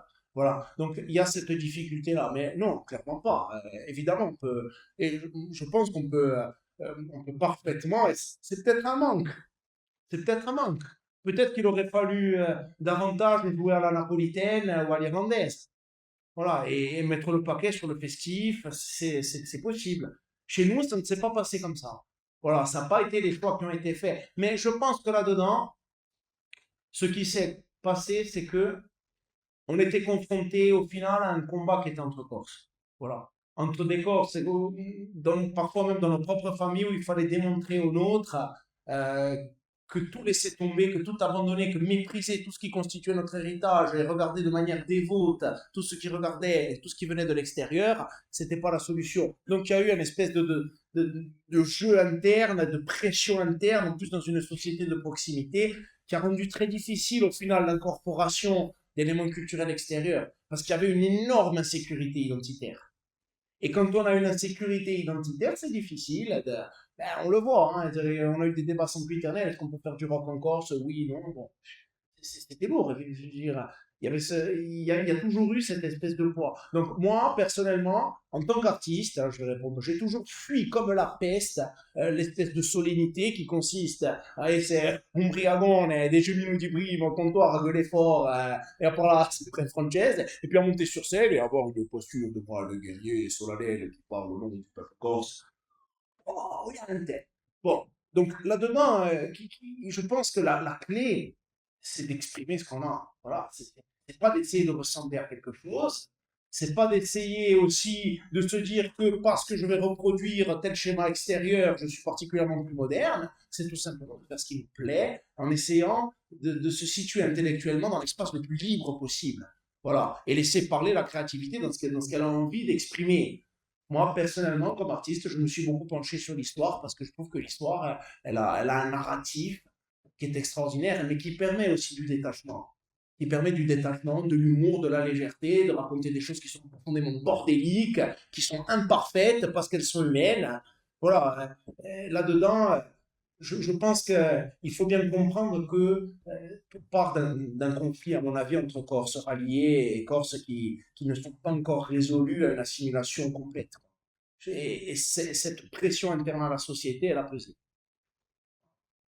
Mais bon, si demain on retrouve, je dirais, d'ailleurs dans le traditionnel, toute une dimension festive, hein, voilà, qui était très fonctionnelle, les gens dansaient, les gens chantaient. Si on lit Jean-Christophe Litsch, on tombe sur le portrait justement qui nous fait tomber de la chaise, parce que la société corse du XVIIIe siècle est une société qui contourne constamment les interdits génois pour faire la fête. C'est des gros fêtards. C'est une société qui est très festive. C'est une musique qui est conçue pour danser. Voilà, il y a cette dimension-là. Et cette dimension-là, je pense qu'à partir du moment où on est rentré dans un rapport culturel de dominant-dominé qui a déteint sur l'intérieur de la société corse, on est rentré dans autre chose. Parce qu'on est rentré dans quelque chose qui devait avoir, quelque part, devait faire une démonstration. Et ça a pesé et biaisé, mais aussi créé de très belles choses. Voilà. Mais si on veut se rapprocher vraiment de la tradition spudica, on fait de la musique à danser, on fait de l'irlandais. Hein. Voilà. Buongiorno, sono Afondasia, forse ne avete parlato già appena, ma avete intitolato un anno su Ayala Camorra Giulle e tutte queste musiche di qualità, ma io mi domando veramente a piazza di un rap, perché una musica corsa, chi chi può trovare, se è veramente mezzo da cui tocca per esempio a gioventù, chi ascolta di più, o veramente nel mondo chi ne pensa di a sua piazza, in una musica corsa e in corsa. Di una domanda complicata. Ciò che penso, allora, penso di già che ce la distingue il rap tra di ciò che lo ascolta oggi è un rap che ha vinto un terreno commerciale. Vale a dire un rap che esprime poco affari, da un punto di vista letterario, quando da un punto di vista storico il rap è stato di nuovo un portabandiera di un malessere cittadino che ha dato certe meraviglie. Io per esempio quando ero al collegio sono cresciuto con l'école du micro d'argent d'Ayam, che lui ci raccontò con una qualità di scrittura che era impressionante e si ritrova l'equivalente di questa maniera che l'ha avuto rap di palesare un malessere cittadino che lo si ritrova assai in America, nei quartieri di grandi città americane. E qui è un rap all'origine, è un canto diato che parla di un malessere cittadino e trovo che quest'idea di cantare un malessere cittadino corrisponde oggi assai di più alla realtà se lo si vuole fare un canto diato corso che di Rivia canta. Sono appena provocatore quando dico questo. Dopo, una volta di più, penso che il rap oggi non è più un canto diato, è diventato una cultura dominante.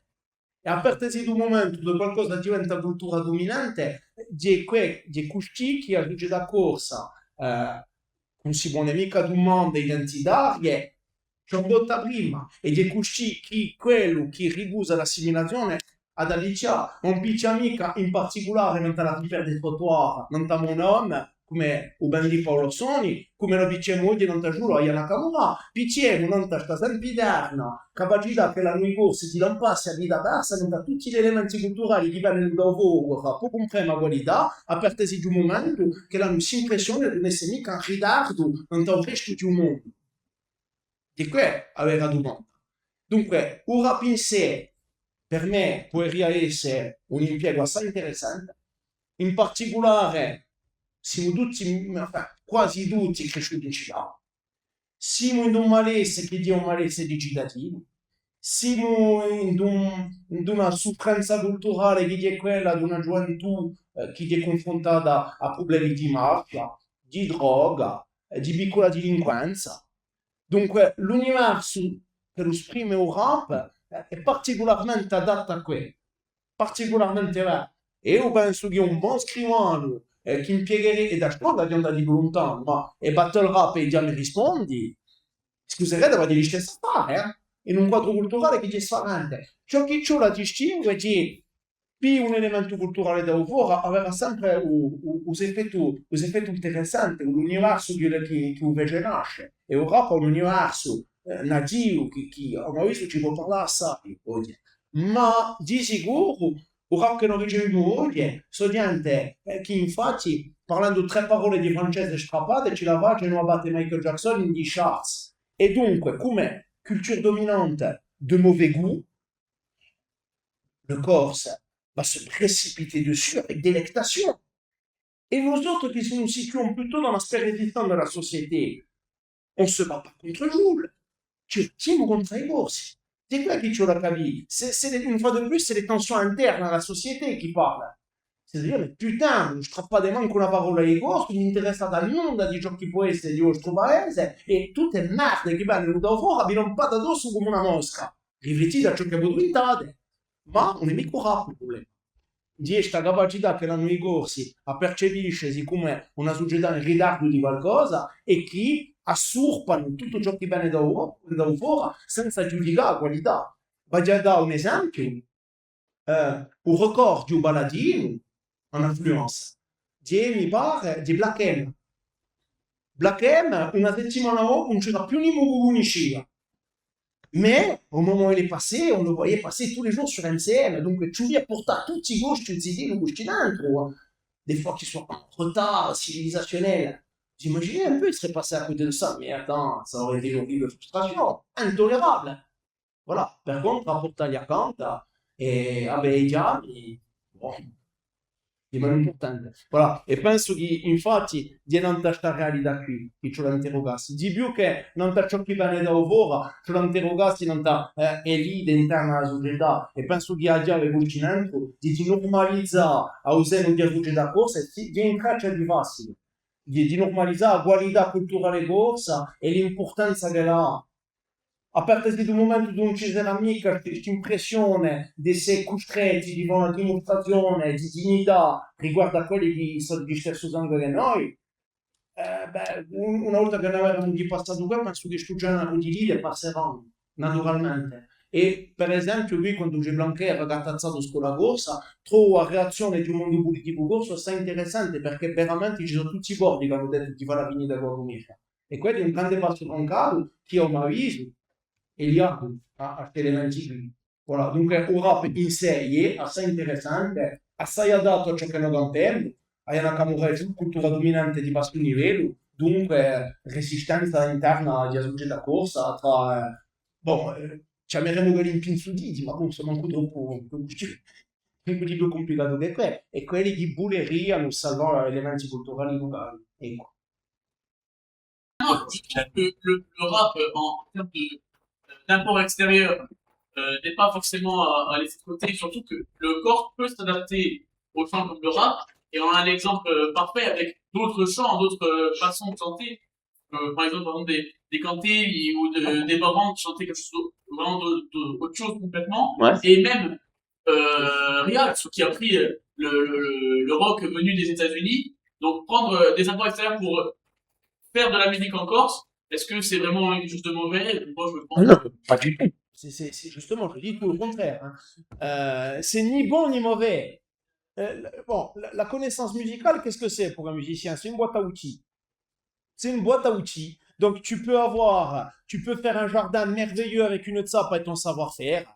Exemple, Miguel Paoli qui descend de Zigo, qui prend sa guitare, qui fait Si senti qui dure 7 minutes, la chanson, tout le monde adore, parce qu'il y a un gargo incroyable. Il a 3 bouts de ficelle et il fait un truc extraordinaire. Et la musique, ça peut aller de ça jusqu'à Michael Jackson, où il y a 30 bases de son derrière, où c'est quasiment des maths, quoi. C'est des ingénieurs qui conçoivent une musique qui est surproduite. Bon, c'est ça la réflexion là-dedans. La connaissance musicale et les apports musicaux ne sont qu'une boîte à outils et des influences musicales. Quand on veut jouer du purisme, même dans la tradition, tu sais à peu près ce qui vient d'Europe de l'Est, tu sais ce qui vient du sud de la Méditerranée, tu sais ce qui vient d'Italie. Bon, là-dedans, c'est pas tellement, je pense que c'est un faux débat. C'est le goût avec lequel on le fait. Alors, tu cites Rialto. Rialto, c'est très intéressant parce que ça se situe au même moment que la naissance de Kant.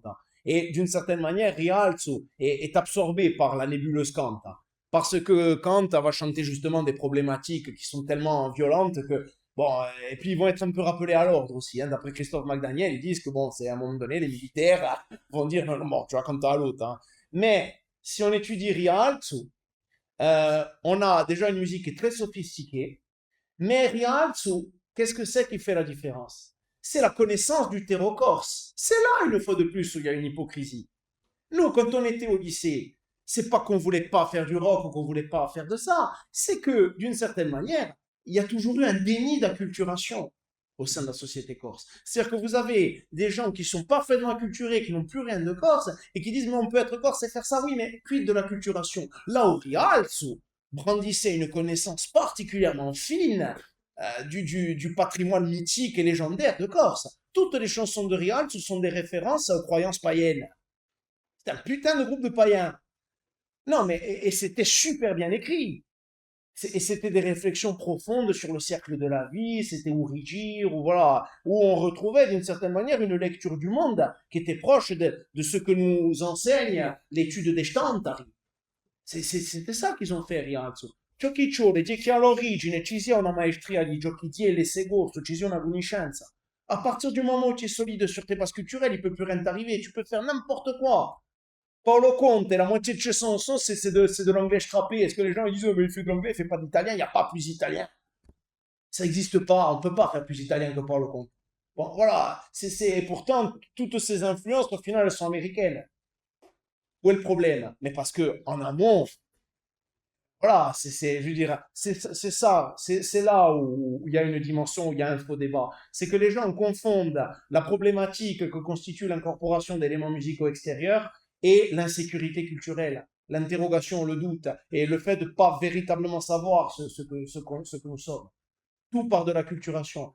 Et dans cette mesure-là, Kant a au moins eu le mérite de proposer le reflet d'un monde. Voilà. Notamment sur 2 albums qui sont les moins engagés, hein, pour le coup, qui sont Ereo di Domane et qui sont Cantigliadare di Lomi, qui permettent d'avoir sur un relativement grand public un espèce de portrait de ce qu'est la tradition corse. Mais après, là-dedans, et ensuite, je situe donc Rialto, c'est une parenthèse courte, hein, ça a été un disque enregistré en une journée, mais c'est quand même très révélateur. Puis bon, je trouve que la complexité et le niveau musical étaient étourdissants. Après, les frères Rennes, c'est devenu des musiciens de jazz renommés.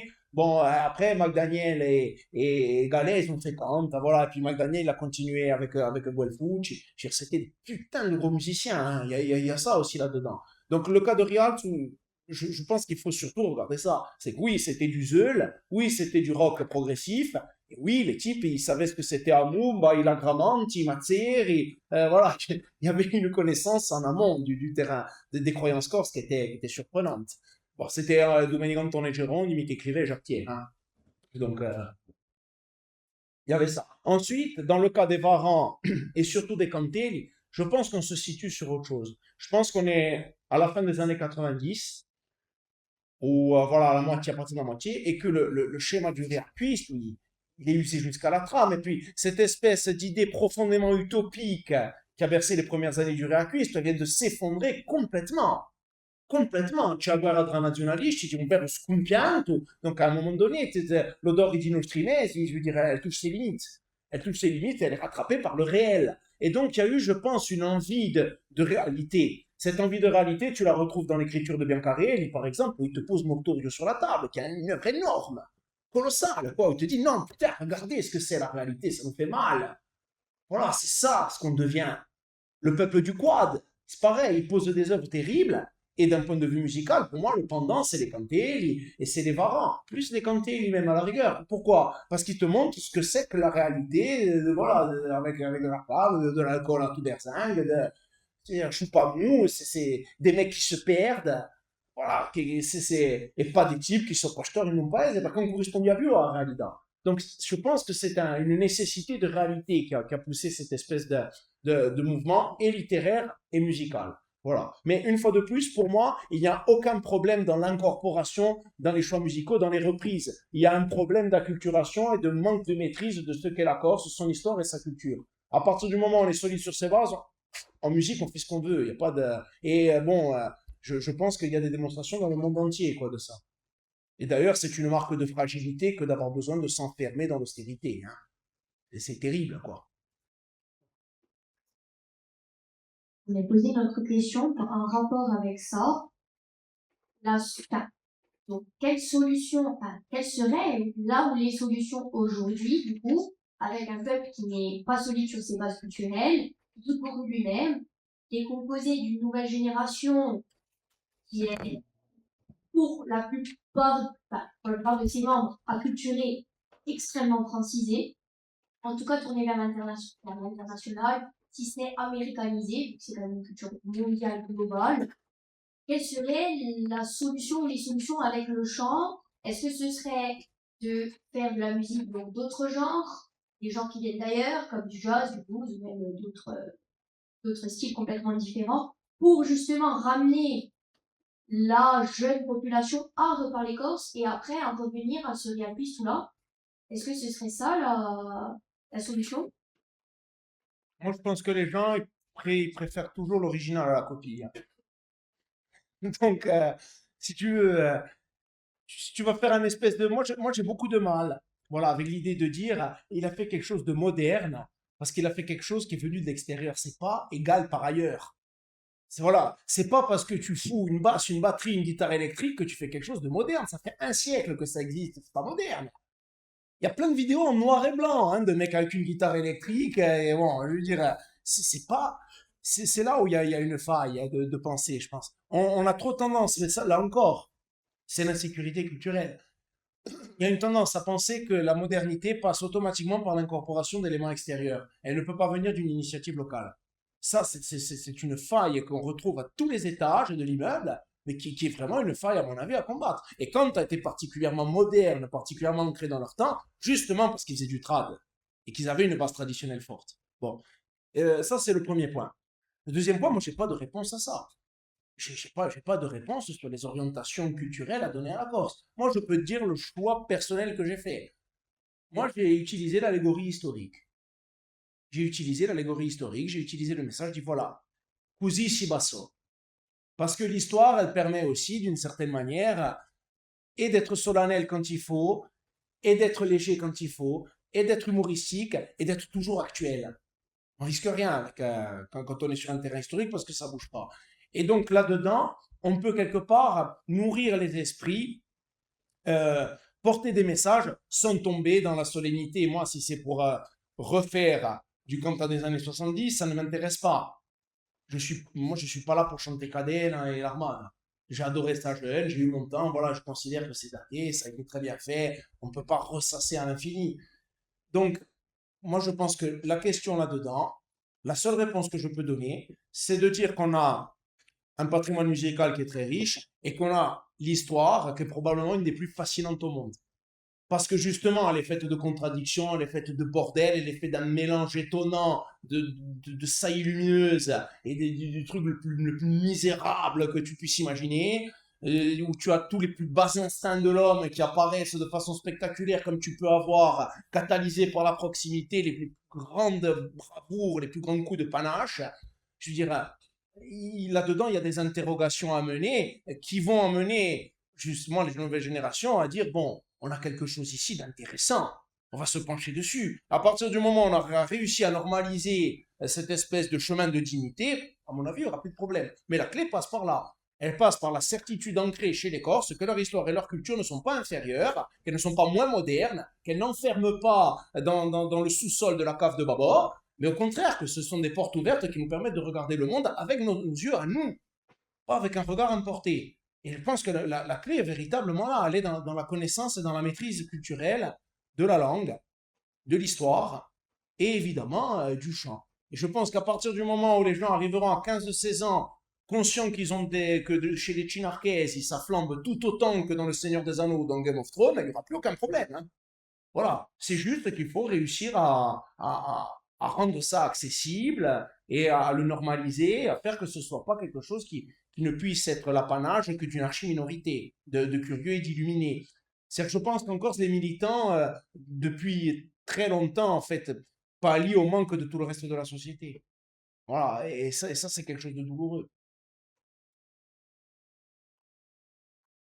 Certe pratiche liate a una società passata come oggi, ma per l'elezione avevano sempre l'elezione, esistevano sempre e pur è un verso comunque penso un conto d'elezione perché?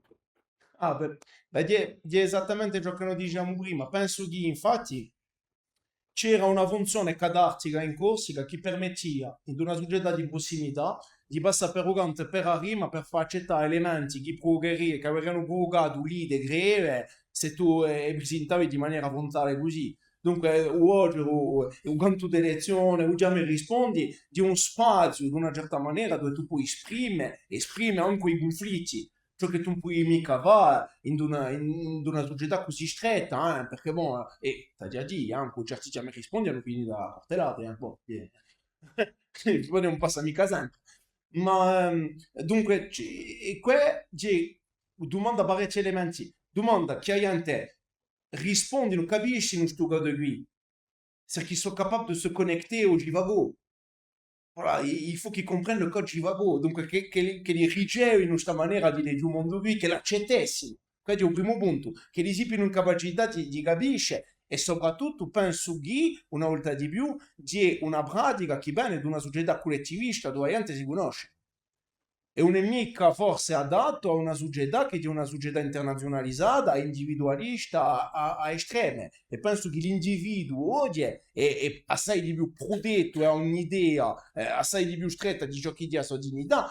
Non si può più attaccare oggi e non all'individuo come li facevano all'epoca.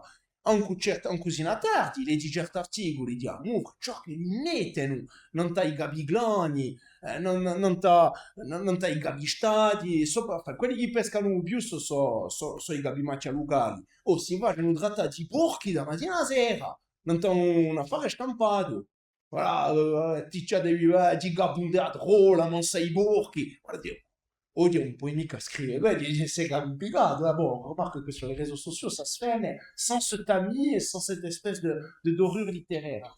Dunque, e sono convinto che se per esempio Scuola Corsa riesce a formare le appena più importanti di corsofoni che gli vanno per il lavoro, ma sono convinto che da qui a 10 anni per i risorti ai canti d'elezione, perché rimpascia la gente di una normalità culturale. E perché mica? Sono sicuro che oggi si è riaccettato perché, ma ciò che non ci sia una valorizzazione di quello. E penso che di una ogni idea ce la falla. Ma si può rifare, a mio avviso. C'è stato un tempo dove non era più adatto, ma c'è qualcosa che si può riacquistare. Perché mica? Ma anche lui, penso. Mi ha ringraziato la cosa che c'è in questa conferenza. E se volete comprare e far firmare un libro, una rancina penso di questi libri un buon Shakamanà per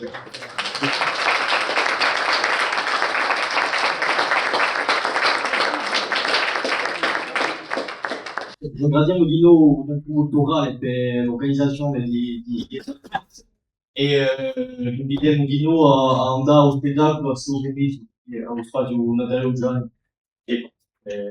quello Shakamanà di nuovo a tecnica e un teatro culturale. Senza darsi di mani mica senza potessi manco di che ha aiutato la mia parte.